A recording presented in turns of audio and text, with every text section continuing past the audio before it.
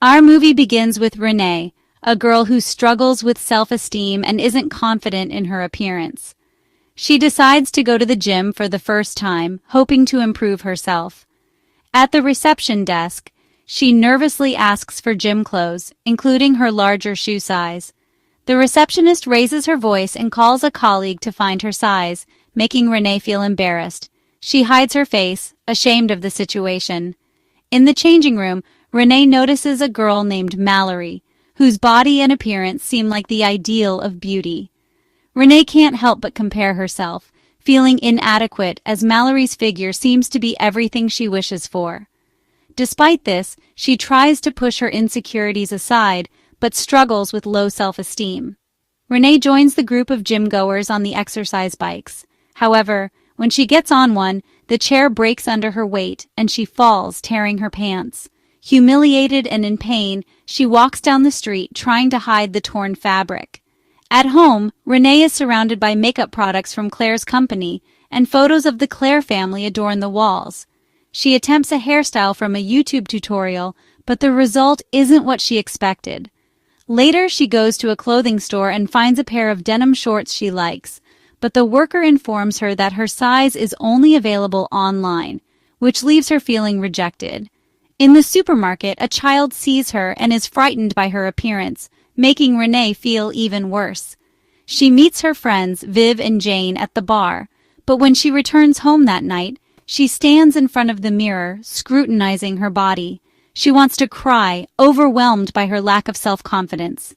The next day at work, Renee, who works in a small room for Claire's company, is joined by her colleague Mason.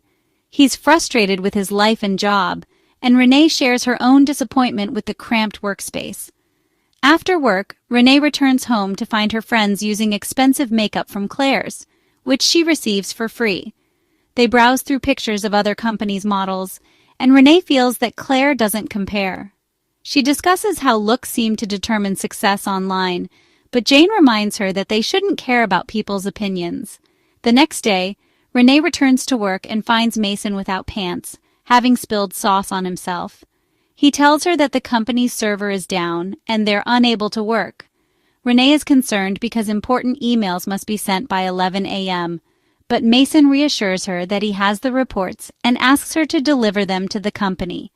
Despite feeling nervous about the expensive, beautiful women at the company, Renee finds support from Mason, who boosts her confidence. When Renee arrives at the company, she hands over the reports to the receptionist, who mentions that she's just filling in temporarily. Renee is surprised to learn that Avery Claire, the company's owner, is working with her mother, Lily Claire, on a problem regarding the new cosmetics collection. Lily is frustrated by the high prices and low demand for their products. Back at her small workroom, Renee opens the Claire website and reviews the job description for a receptionist. Everything seems to fit her, except for one requirement. The candidate must be elegant and confident. She closes her laptop, feeling defeated. Later, Renee visits the supermarket again, where she unexpectedly runs into Mallory. Observing how men approach Mallory, Renee vents her frustrations, wishing she could experience the attention that Mallory gets. That night, she watches a children's movie where a wish comes true, and she decides to try it herself. She goes to a fountain, throws a coin, and wishes to become beautiful.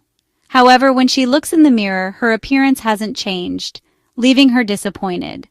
The next day at the gym, Renee meets the new trainer, who encourages everyone to push their limits. As she tries to follow the trainer's advice, Renee starts to feel overwhelmed. She loses control and collapses, her hair getting caught in the bike. When she wakes up in the changing room, she is handed a bottle of water. Looking at her reflection in the mirror, she is stunned to see her transformed, more graceful and beautiful appearance. Renee realizes that her wish has come true. She excitedly runs out into the street, celebrating her new look. As she walks past a fashion show, she feels confident and admired. When a worker flirts with her, she believes it's because of her beauty, and for the first time, she feels truly happy with herself. Renee gazes confidently at the Clear Company's main headquarters and hands her CV to the temporary receptionist. Determined to change her life, she applies for the job. That evening, she meets her friends at a bar but fears they might not recognize her new look. To her surprise, they don't comment on any physical changes, instead noticing her sudden boost in confidence. Not wanting to upset her, they go along with her newfound self-assurance. The next day, Renee, now emboldened, wears revealing clothes to the laundromat. While waiting, she calls Mason, feigning illness to skip work. Behind her in line, a man named Ethan asks for her place in the queue, but Renee misunderstands and gives him her phone number. Ethan, confused, accepts it, setting the stage for their future interaction. Later, Renee meets her friends at a cafe, excitedly checking the likes on her recent photos. She tells them she didn't get likes before because she wasn't beautiful then. Her friends are surprised but indulge her enthusiasm. Renee insists on taking new photos to show off her transformation. The following day, Renee is called in for an interview at Claire's company. The secretary eyes her skeptically, doubting she belongs in such a prestigious setting. However, Renee's confidence shines through during the interview with Avery Claire and an HR representative. Though surprised by her boldness and self-assured attitude, Avery is impressed and offers her the job. Overjoyed, Renee celebrates in the elevator. On her first day, Renee confidently struts into the office wearing a short skirt, despite her figure not fitting conventional standards. Her self-assurance leaves everyone in awe, including Grant, Avery's charming brother who takes an interest in her. During a meeting, Renee accidentally spills a makeup box while serving drinks. To recover, she jokes about how middle-class women improvise with makeup brushes, earning Avery's reluctant admiration for her relatability and insight. After work, Renee admires her reflection at home and calls Ethan, proposing a date. Though Ethan doesn't remember her, he agrees, and they meet the next day. Their connection grows as they share personal stories, and Ethan compliments Renee's unwavering confidence despite societal expectations. Touched, Renee begins to see herself in a new light. One day at work, Avery surprises Renee by inviting her to Boston for a promotional event. Flattered, Renee agrees and is told she can bring her boyfriend if she wishes. Later, she meets Ethan after his Zumba class, teasing him about it being a girl's sport. They sit in the park, where Ethan praises her resilience and authenticity, deepening their bond. At the Boston event, Renee attends a business lounge dinner with Avery and her family. Lily, Avery's mother, is impressed by Renee's innovative ideas and confidence, wishing her daughter could adopt the same mindset. However, as Renee climbs the social ladder, she begins neglecting her old friends, favoring glamorous colleagues and clients. At a bar, she embarrasses her friends in front of some men, leaving them hurt and disillusioned. The day of the Boston trip arrives, and Renee boards the company's private jet. Grant secretly joins the flight, revealing to Renee that Avery doesn't know he's traveling with them. At the hotel, Renee practices her presentation in her room when Grant visits her, expressing his romantic interest. Just as he moves to kiss her, Renee receives a message from Ethan, feeling a pang of guilt. She sends Grant away, questioning her recent choices and identity. In the bathroom, Renee stares at her reflection, haunted by how much she has changed. She whispers, "Who am I?" Distraught, she bangs her head against the door by accident, collapsing unconscious. Hours later, Renee wakes up in a hospital bed, disoriented. Mason, who's in Boston working on the event, is by her side. She asks if he recognizes her. Mason, puzzled, replies, "Why wouldn't I? You're still Renee." Renee finally snaps out of the illusion she had been living in due to the accident. She checks her reflection in the mirror and starts crying, devastated to see her original appearance. Her confidence crumbles. Mason is baffled by her behavior as she looks the same to him.